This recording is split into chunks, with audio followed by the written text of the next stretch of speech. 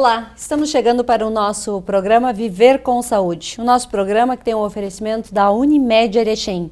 A Unimed possui planos de saúde que cabem facilmente no seu bolso. Então, na hora de contratar uma empresa de plano de saúde, lembre-se da Unimed. E para tirar algumas dúvidas, saber um pouquinho sobre os planos, ligue no 3520-6100. A Unimed está aqui em Erechim já há muitos anos e possui todos os médicos de várias especialidades no seu hall de profissionais.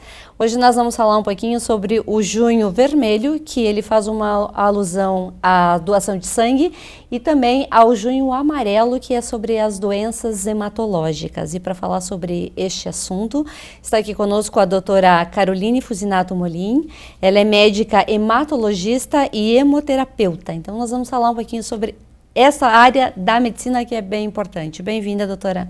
Obrigada pelo convite. Doutora, esse mês é um mês importante, assim, para a gente até realizar os nossos exames de sangue para ver como é que a gente está, se não tem nenhuma anemia, se não tem nenhum probleminha de saúde, né? Isso aí, conscientização. Fazer um check-up. Isso aí. Doutora, nós vamos falar bastante hoje sobre a questão da leucemia, que é uma doença grave, se não for tratada. Como todas as doenças, se não forem tratadas ou se não tratar no início, às vezes pode levar a óbito ou a sintomas muito mais preocupantes. Muitas vezes a gente começa com uma anemia. O que é a anemia? Então, Sandra, a anemia, ela não é uma doença, ela é um sintoma de uma doença. Certo. Que é bem o que tu falou, sabe? Uma leucemia, que é uma doença oncológica, ela pode se manifestar com uma primeira, sintoma, uma anemia. Anemia seria a redução dos glóbulos vermelhos no sangue. Os glóbulos vermelhos, eles servem para carrear, ou seja, carregar o oxigênio, tá? Então, quando a gente tem uma redução do oxigênio, cansaço, fraqueza, palidez, sabe? Falta de ar, esses sintomas podem ser os primeiros sinais de uma anemia, que a gente vai averiguar ou confirmar pelo exame de sangue. Sim. O exame de sangue mostrando que tu tem realmente uma anemia, tá? Então a gente vai buscar a causa, que isso é o mais importante. Então a leucemia poderia ser uma das causas da anemia, mas existem várias outras doenças, inclusive a leucemia é uma doença rara, né? A gente busca principalmente outras causas que também são benignas, não necessariamente maligna. Não existe, teve a anemia tão profunda, tão intensa que virou leucemia, não é isso. É que, na verdade, o paciente teve anemia, que pode ter várias causas, inclusive na vida dele. Na infância era uma causa, na adolescência outra, e hoje pode ser que a causa seja outra e algo mais sério. Por isso, em vigência de anemia, tanto de sintomas como dos exames, é sempre importante investigar e definir o que é, o porquê e tratar. Às vezes a anemia ela é mais comum do que a gente imagina, né? Sim. Fez uma dieta ali muito radical, não suplementou ou não se alimentou direito naquele período, anemia. Sim. Às vezes o estresse também pode ser um fator que desencadeia uma anemia e ela é tratada rapidamente. Sim, ela é, só que ela pode voltar. Então, por isso que nós temos que sempre ter um tratamento adequado e um acompanhamento. Porque muitas vezes o que a gente vê na prática clínica é que o paciente melhora, estou super bem e continua a vida. Aí volta daqui 6, 8 meses com os mesmos sintomas. A anemia, ela é o principal sintoma, na verdade, de várias doenças. E a anemia ferropriva, que é a deficiência de ferro, é uma das principais doenças que afeta a população mundialmente, principalmente na infância, sabe? Então, a principal causa da anemia na criança é por deficiência de ferro. Então, o recomendado aí é comer bastante verde, feijão, porque não é só no feijão que tem o ferro, né? Isso, carne vermelha, vegetal verde escuro, o feijão, as leguminosas em si. E lembrar que tudo que é cítrico, a laranja, a bergamota, o limão, o abacaxi, absorve melhor o ferro. Tá? Então a gente pode, a fonte de ferro pode ser animal ou vegetal. Hoje tem muitos pacientes veganos, vegetarianos, eles não precisam comer carne. Eles tendo um bom aporte do ferro de origem vegetal, também pode não ter anemia, sabe? Então isso é importante, uma alimentação balanceada, por isso que tu falou, muitos pacientes começam dieta e começam a anemiar, porque quando a gente faz uma redução alimentar muito brusca, às vezes a gente deixa de comer os principais alimentos que têm um valor calórico importante para nós, nutricional. É verdade. Doutora, tu falaste que geralmente as crianças têm mais incidência de anemia. Por que se a alimentação deles é tão rica? Então, pelo crescimento. O crescimento deles, tá? Até os 2, 3 anos, é onde a gente mais cresce na fase da nossa vida. Tanto que o inverno passado, as roupas desse ano já não servem mais. Então, eles crescem muito, tá? Então, o primeiro é pelo crescimento. Segundo, é pelas verminoses. Por mais que a gente cuide, lave o alimento, oriente, criança tá toda hora pondo alguma coisa na boca, sabe? Então, tem que tratar a verminose a partir do primeiro ano. E a recomendação da Organização Mundial da Saúde é suplementar ferro a partir dos 6 meses até os 2 anos. Então, mesmo dando caldinho de feijão, carninha para o filho chupar, tudo mais, tem que oferecer suplementação com ferro oral, tem que dar medicamento. Não é só a alimentação, tá? Sim. E nós temos um fator, que é a amamentação. Hoje as mulheres trabalham muito cedo, sabe? Às vezes por algum problema de saúde ou alguma intercorrência não tem um leite materno suficiente, sabe? Sim. Então a amamentação, ela também melhora, ela previne essa anemia ferropriva. Então às vezes a gente manda as mães suplementar o ferro também, porque passa pelo leite, sabe? Certo. Então na infância é a principal, que é a anemia ferropriva. Claro que sempre quando tu vê uma criança que não melhora, tem que investigar outras causas, mas é a principal. Quando a gente fala de anemia, fala de outras doenças decorrentes aí do sangue, a gente não pode esquecer que essa semana que passou, nós comemoramos o dia do doador de sangue. Sim. E às vezes as pessoas imaginam que lá doar o sangue é para uma especialidade apenas, mas o sangue doado, ele pode ser aproveitado de várias formas. Isso, então cada doador pode ajudar até 4 pessoas. Quando a gente vai doar sangue, a gente doa uma porção de sangue total, mais ou menos de 300, 400 ml, por aí. Isso é fracionado, dividido, tá? Em uma unidade de concentrado de hemácia, que é o tal do sangue vermelho que a gente vê. Sim. Que isso que melhora a anemia, tá? A gente também tira uma unidade de plaquetas, que a plaquetas é uma célula que ajuda na coagulação. E pra a gente doar plaquetas, por exemplo, se você precisar de plaquetas, eu vou precisar em torno de 6 a 7 unidades. Só que quando eu vou doar, eu dou só uma. Então, tu precisa de no mínimo 6 doadores para ser o suficiente de plaqueta. Nossa. Por isso que plaqueta é uma coisa difícil, sabe? Plaquetas é necessário vários doadores. Além do concentrado de hemácia das plaquetas, também tira um pouquinho do plasma. O plasma é elementos onde tem fatores da coagulação e várias proteínas, também que ajudam na coagulação. Um paciente, por exemplo, com uma hemorragia intensa, ele não só perde sangue como plaquetas, como ele perde fatores da coagulação. Então ele fica sangrando a mais do que deveria. E uma unidade de crioprecipitado, que também é uma outra proteína que ajuda na coagulação. Então, quando tu doa, tu ajuda até 4 pessoas. Olha só. É muito importante. Muito importante mesmo. Importante a gente falar e lembrar as pessoas, né, que esse ato simples é simples, né? Não é dolorido, pode salvar muitas vidas. E agora com a questão da pandemia, as doações, elas também tiveram uma redução. Infelizmente pelo medo também do próprio doador, sabe? De ficar lá e pegar o Covid. Outra é que quando tu tem a infecção do Covid, nós tivemos infelizmente a dengue também. Então, no mínimo 30 dias sem doar. Outra é a própria vacina. Quem faz vacina também agora tem que ficar uns dias sem doar, sabe? Então, tudo isso foi somando e teve uma redução em todos os bancos. E não é só no nosso banco, na nossa cidade. No Brasil, no mundo todo, sabe? Sim. Por isso que a gente incentiva mais ainda a não desistir, sabe? E a tomar todas as precauções. Eu sei que o Banco de Sangue, os outros bancos estão cuidando, horário agendado, sim, ter um certo distanciamento, para preservar o doador. Com certeza. Nós estávamos falando que a criança, às vezes, ela é mais propícia a ter a anemia. E quando a criança tem a leucemia, de que forma é feita a investigação, mesmo não havendo nenhum caso familiar? Então, a leucemia é uma doença oncológica, um câncer do sangue, em que ocorre a substituição das células do sangue por células ruins, células malignas. E essa substituição ela é muito rápida. Geralmente ocorre em alguns dias, semanas.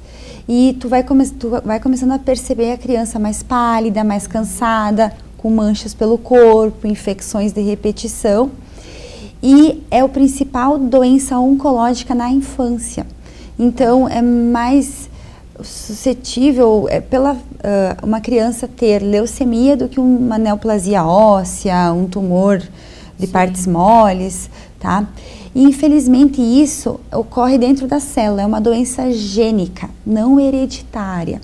Então, por isso que não é por exposição ambiental, a criança não se expôs a um material radioativo, a um fator assim de risco, geralmente que desencadeia essa doença, e não é porque o vô, o primo, o tio, ninguém nunca teve ou alguém distante teve que a criança vai ter, sabe? Sim. Infelizmente, não há muitos fatores hereditários ligados a essa doença.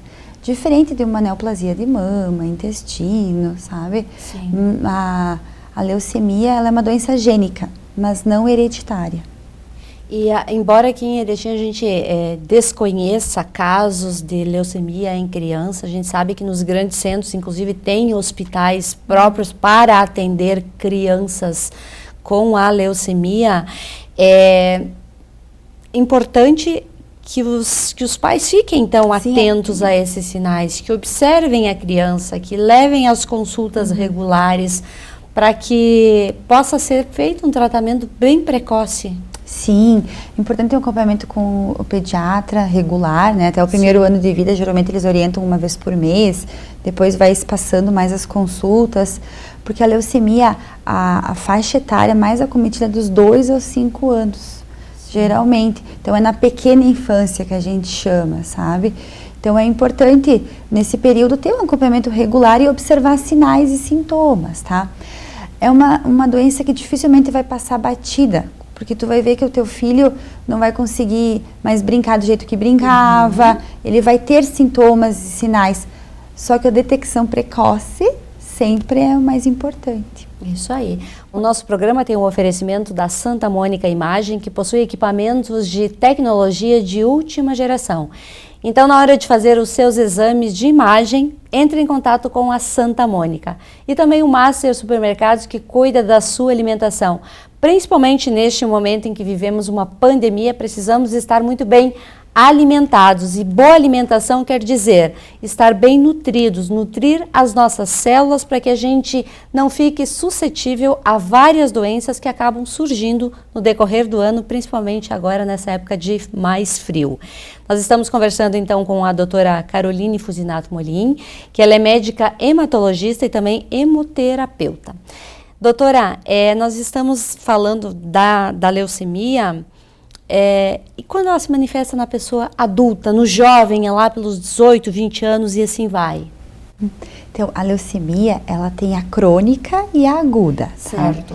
É mais comum nos adultos jovens a gente ter a leucemia aguda, que sim, é uma doença mais séria, uma doença de rápida instalação, onde o paciente desenvolve os mesmos sintomas da infância. Cansaço, fraqueza, palidez, manchas roxas pelo corpo, sangramentos sem trauma e suscetibilidade a infecções. Por exemplo, infecções de repetição num curto período de tempo, tá? Certo. Esses sintomas, geralmente, não necessariamente vêm todos juntos. Às vezes tem mais cansaço do que sangramento, enfim. Ao diagnosticar, a gente imaginar, enfim, que possa ser uma leucemia, a gente confirma com o exame de sangue, tá? E é necessário fazer o exame da medula para definir realmente o subtipo da leucemia e a característica, se ela é uma característica mais maligna, uma característica mais benigna, em outras palavras, tá? É necessário altas doses de tratamento, que nesse caso é com quimioterapia, que a gente faz em regime internado. Como são pacientes que desenvolvem muito risco de infecção pela doença, pelo tratamento, não pode ser feito ambulatorial, tá? E são pacientes que necessitam muito de um suporte transfusional adequado. Por quê? Porque as células malignas, elas estão infiltrando a medula, deixando de produzir as células vermelhas, plaquetas. Certo. Então é necessário as plaquetas, as células vermelhas de outro paciente. Então o suporte transfusional nessa primeira etapa, ele é muito mais intenso. A gente precisa muito mais de plaquetas e sangue no início. Se a gente sugere que é uma leucemia e confirma pelo exame da medula que é uma leucemia crônica, nem sempre a gente vai precisar de tratamento no momento, pois é uma doença mais indolente, uma doença que tem, não necessariamente que ela esteja em atividade. Certo. Então é um paciente que a gente pode observar, ele vem a cada tanto no consultório, a gente vê, mas também é um paciente que às vezes precisa de tratamento, mas não necessariamente internado. Pode ser ambulatorial. E esse tratamento é uma quimioterapia, mas oral, tá? Esses são pacientes que podem, no futuro, ter uma transformação dessa leucemia para algo mais grave, ou até a leucemia ficar, eu digo, acordada. Na verdade, a leucemia estar em atividade, tá? Aí pode ser que modifique o tratamento ou precise de algo a mais. Mas são doenças diferentes. Por isso que quando a gente ouve leucemia, a gente pouco assusta. Mas são doenças diferentes, a aguda da crônica. Certo. E o transplante de medula é sempre a melhor solução ou é analisado a situação para indicar o paciente? Então, cada doença, né, tem a sua indicação. Sim. Em pacientes que têm uma leucemia aguda, o transplante pode ser uma modalidade de tratamento. Por exemplo, a doença não vai embora, ou a doença retornou várias vezes, uma opção seria o transplante, não necessariamente a cura, tá? Porque eles não estão mais respondendo à químio, às terapias instituídas. Sim. Então o transplante poderia ser uma opção de tratamento. Não sabemos se no futuro a doença vai voltar ou não. Agora, tem pacientes em que a doença vai embora, mas tem características que ela pode voltar. Então o transplante é uma possibilidade de cura, de fazer esse tratamento para nunca mais ela voltar, tá? O transplante, existe o autotransplante, que é aquele transplante que eu dou de mim para mim mesmo. Esse geralmente que é o autólogo, geralmente a gente não indica para leucemia, Sim. indica para outras doenças do sangue. E existe o transplante halogênico, que é ele de mim para você, que precisa de um doador. Por isso que é importante, quando for doar sangue, pedir que gostaria de se cadastrar no banco de doador de medula também. Que é importante para a gente, porque muitas pessoas não têm doadores, não têm irmãos, ou não têm irmãos compatíveis. Oh, correto. Esse diagnóstico também é feito através de exames de sangue pela anamnese com o paciente? De se necessário ou não o transplante? Não, da leucemia. Então é possível, pelo que o paciente conversando, relatando. E pelo hemograma, a gente já sugerir que é uma leucemia. Mas, infelizmente, é necessário o exame mais aprofundado, que é a da medula, para ter certeza. Algumas pessoas que tiveram, por exemplo, uma leucemia muito grave, conseguiram, com tratamento, a cura. Ou a cura por um período, digamos assim. Uhum. Às vezes desenvolve um câncer em um outro órgão do corpo. Por quê? A metástase se espalha? Explique para nós isso. Então, infelizmente, o tratamento da leucemia, ele é muito agressivo, ele é muito tóxico. Então, Sim. a gente, infelizmente, lesiona a célula doente, mas lesiona muitas células sadias. E isso pode ser um fator de risco para no futuro desenvolver uma outra neoplasia. E isso ocorre também no inverso. Por exemplo, um paciente que teve câncer de mama, fez um tratamento intenso, anos depois pode desenvolver uma leucemia. Porque o tratamento do câncer de mama também lesionou as células, porque é uma doença gênica, é uma mutação do gene que pode ter sido a causa do tratamento oncológico. E assim é para todas as doenças oncológicas, até para cânceres de intestino? Todas as vezes que tu faz um tratamento citotóxico, que tu mata uma célula, tu pode, infelizmente, matar outras e lesionar outras. Então, é fator de risco, sim, tá? um tratamento oncológico prévio, uma leucemia, assim como o contrário, entende? Certo. Mas não quer dizer que a pessoa vai desenvolver. E também não tem que ficar com esse medo de não fazer o tratamento, porque senão você vai falecer do câncer de mama, entendeu? Ah, eu não vou fazer o tratamento do câncer de mama porque um dia eu vou ter leucemia. Tá, mas daí tu vai falecer do câncer de mama, tu nem tem chance. Precocemente. Isso, sabe? A mesma coisa. Sim. Tu não tem que ficar pensando, ai meu Deus, não vou fazer o tratamento de leucemia, porque no futuro eu vou ter um câncer de mama. Mas daí tanto vai falecer da leucemia, entende? Tu tem que, na verdade, tratar, sabe? Infelizmente é o par efeito. Por isso que as medicações têm uma bula de 3 páginas e a gente não deve ler, na verdade. Porque se lê, não toma. Não toma, é isso aí. Tudo na vida é um equilíbrio e o risco-benefício. Então, a gente, nesse momento, o melhor para o paciente é o tratamento tal. E no futuro a gente vai acompanhar. Se caso a gente vê que desenvolve um nódulo, desenvolve uma lesão, desenvolve uma alteração no hemograma, a gente vai investigar. Todo paciente que passa por um câncer ou por uma leucemia precisa ter consultas regulares, não pode achar que está curado e não voltar mais no médico. Ele é para sempre ter o paciente. Que sempre acontece isso, o paciente acha que não precisa voltar, né? Mas precisa sim voltar, precisa fazer esse acompanhamento. E falando um pouquinho dessa questão dos tratamentos que são fornecidos nessas épocas que o paciente precisa, tu falaste da quimioterapia. Por que ele é tão agressivo e causa tanto efeito colateral no paciente? Então, por exemplo, na leucemia crônica, que é uma quimio oral, até ele é um tratamento mais tranquilo, vamos dizer. Sem tanto enjoo. Sem tanto enjoo, não tem perda de cabelo, não tem alterações da pele, tá? Pois o que? É uma doença mais indolente. Tem a ver muito com o tipo da doença, tá? Certo. Aonde ocorreu a mutação na célula, que a gente desenvolve, vamos dizer, a droga para cortar essa mutação. Quando a gente trabalha com leucemia, que é uma doença mais agressiva e mais rápida a instalação, a gente faz um tratamento mais agressivo, que infelizmente perde cabelo, dá bastante enjoo, né? Tem um risco de infecções graves.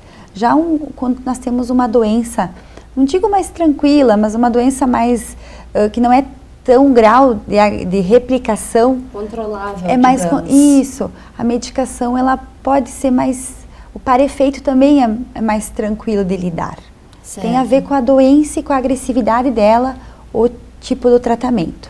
O paciente que precisa fazer quimioterapia por leucemia, ele, para não perder o cabelo, ele pode fazer com aquela touca de resfriamento? Não. Então, infelizmente, a leucemia e os linfomas, tá? O que é a touca? Ela reduz a temperatura, tá? Para diminuir a penetrância, em outras palavras, do quimioterápico no couro cabeludo, tá? Só que a leucemia e o linfoma são doenças que elas têm, elas gostam do sistema nervoso central. Elas podem invadir o sistema nervoso central. Então, se tu faz isso, tu tá reduzindo a penetrância do quimioterápico lá. Tanto que além de fazer a quimio EV, seja na veia ou no catéter, a gente faz uma quimio intratecal. O que é isso? Quando a gente faz uma punção lombar para fazer a raquidiana da gestante, ou quando a gente faz uma punção lombar para descartar uma meningite, a gente faz, na verdade, ali nesse espaço a gente faz químio. Se chama químio intratecal, justamente para ter penetrância da químio no sistema nervoso central. Certo. O paciente fez a quimioterapia, ele vai precisar também da rádio nesses casos aí de uma leucemia aguda? Então, a leucemia, a rádio, ela é em poucos casos, é mais uma exceção mesmo. Por exemplo, a leucemia, em alguns casos, ela pode desenvolver um tumor, uma bola, na verdade, uma massa. Porque como ela é uma doença do sangue, vamos dizer que ela é líquida, sabe? Dificilmente ela vai se infiltrar num órgão, tá? Mas tem algumas leucemias que têm uma característica de se infiltrar. E quando ela faz esse tumor, o ideal seria fazer a radioterapia. Certo. E pacientes que têm leucemias linfóide aguda e fazem transplante de medula, o pré-transplante é uma radioterapia do corpo todo. É necessário irradiar todos os ossos da medula, tá? Óssea, justamente para matar qualquer célula do tecido hematopoético e aí devolve as células do doador. É mais ou menos assim. Então, a rádio ela é uma modalidade em algumas leucemias, mas principalmente no transplante de medula. Certo. E fazendo todos esses tratamentos, é possível dizer que o paciente, após, ele vai ter uma boa qualidade de vida, ou seja, ele vai poder fazer todas as atividades que desempenhava antes de detectar a doença? Então, a vida modifica, tá? Isso é verdade, Sim. né? Modifica tanto pela parte física como mental, espiritual, Sim, psicológica. o emocional não é mais o mesmo. Muitas coisas que envolvem, sabe? Sim. Mas assim, ó, há muitos pacientes que tiveram sequelas da químio, que elas são mais... O que seriam as sequelas? Geralmente dor crônica, alteração da sensibilidade, escurecimento da pele, essa perda de cabelo que volta, mas às vezes é um cabelo mais rarefeito. Sim. E muitos pacientes nos primeiros 6 meses a 1 ano é mais intenso isso. Depois, gradativamente, a vida vai voltando ao normal, tá? Por isso que é muito importante um aporte nutricional, tá? E fisioterápico pós-tratamentos, sabe? Então é importante fazer fisioterapia, melhorar o aporte da massa muscular, sabe? Então é um paciente que tem que ter acompanhamento multiprofissional, tanto pré, durante como pós, sabe? Sim. Mas assim, na minha formação a gente tinha um ambulatório que eu gostava muito, que era os pós-transplantes de medula. A gente viu os pacientes 15, 20, 30 anos depois, porque Nossa, aquilo que nós legal. conversamos, são pacientes para sempre. E muitos eram criança quando descobriram a doença e depois tinham 40, 50 anos. E muitos tiveram filhos, muitos estavam bem, entendeu? Tu via que eles tinham algumas limitações ou tinham algumas alterações, mas nada assim. Tu via que a pessoa voltava à vida normal. E assim, ó, os que mais melhoravam eram os que tinham um aporte psicológico e espiritual, sabe? De eu vou melhorar, eu vou resolver, a vida continua. Aquela força de vontade. Isso aí. Por isso que eu falo sempre da terapia, sabe? Que não precisa ser necessariamente com psicólogo, psiquiatra. Pode ser uma terapia espiritual, de várias... Não importa a tua crença, mas tu tem que acreditar que vai melhorar, né? É verdade. Mente sã, corpo são, sabe? E isso vai tudo... Fazer toda a diferença. Faz toda a diferença. Doutora, obrigada por ter vindo mais uma vez aqui na TV Erechim falar desse assunto importantíssimo que a gente precisa falar, precisa orientar as pessoas que é importante fazer seus exames. Claro. É importante ter conhecimento, né? Ele não ocupa espaço e é bom a gente saber. E que por mais grave que às vezes seja uma doença, existe cura, existe tratamento, existe uma solução. Claro. Muito obrigada. Obrigada.